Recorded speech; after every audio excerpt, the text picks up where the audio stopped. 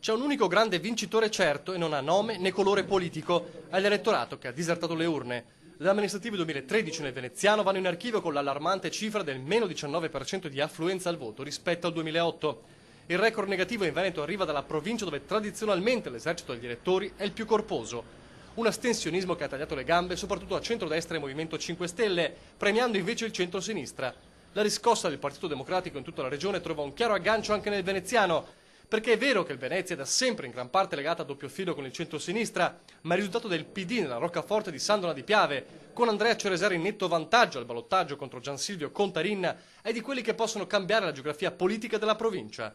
Dall'osservatorio della regione la diagnosi è chiara.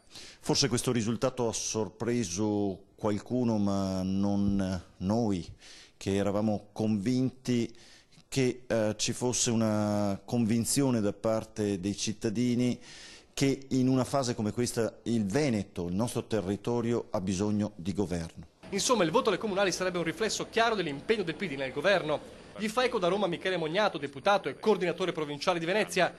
Questo è un elettorato in movimento, è la dimostrazione che nel territorio ci sono risorse importanti che devono essere valorizzate. L'elettore, conclude Mognato, ha capito che forse il voto di 3 mesi fa non ha dato alcun cambiamento. Una stoccata nemmeno troppo sottile all'alto dell'uso al voto, il Movimento 5 Stelle, che solo a Martellago è ancora in corsa, anche se nettissimo svantaggio rispetto alla candidata del centro-sinistra. Chi semina vento raccoglie tempesta, diceva un vecchio detto dei nostri nonni.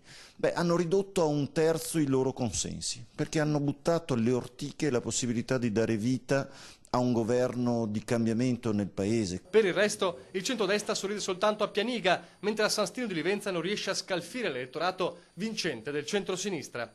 Un altro messaggio chiaro degli elettori a PDL e Lega Nord, secondo il Partito Democratico. Non tengono più, sono divisi all'interno del Consiglio regionale, sono divisi nel Veneto, perdendo comuni.